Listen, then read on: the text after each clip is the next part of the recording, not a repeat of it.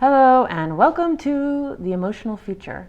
This is my new writing project and it's going to be an experiment. I may need class participation and I also just want to jumpstart it with some good energy. So I'm making a process video because I'm very process oriented when I write, meaning I do a lot of visual art when I write as of a couple years ago. And collaging and experimenting. And this is going to be an emotional experiment. So I'm going to talk about my feelings a little bit.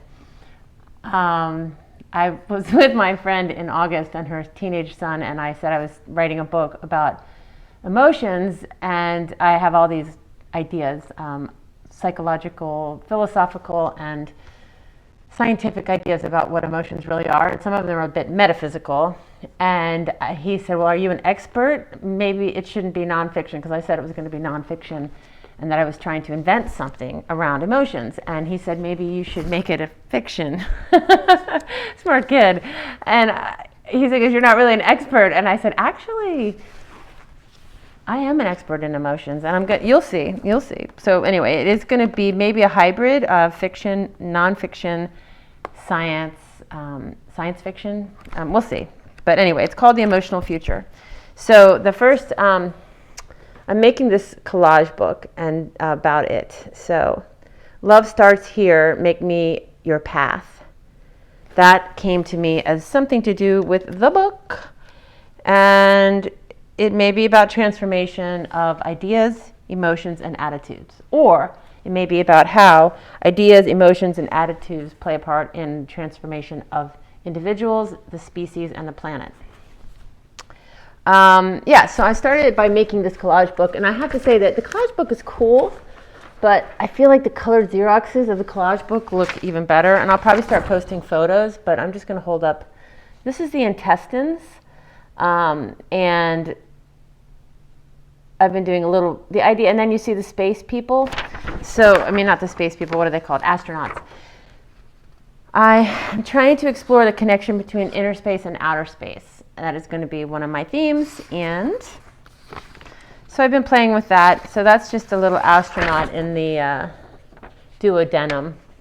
You know what the duodenum is, right? It's the ascending colon. It's the top part of your intestines. Did you know that if you pull your intestines out and like lie them down straight out, it's really long, like equal to like 10, I think it's like 60 feet or something.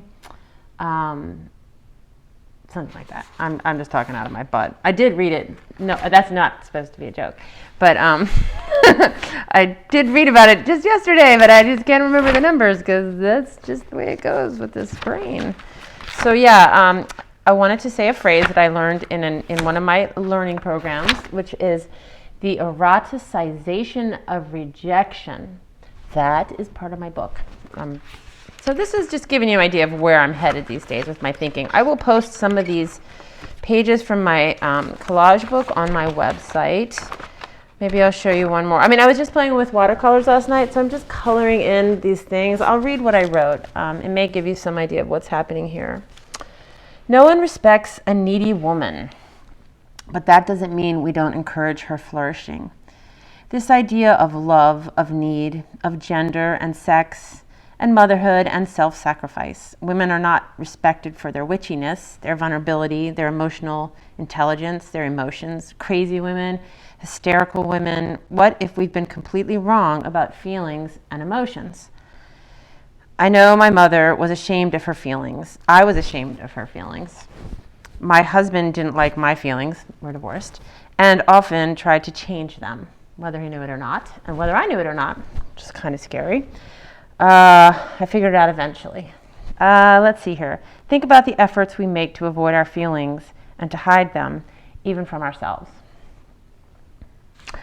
So that kind of thing. And then it says here, I'm not going to read that. I'm not ready to share that. It's about the Dalai Lama, actually.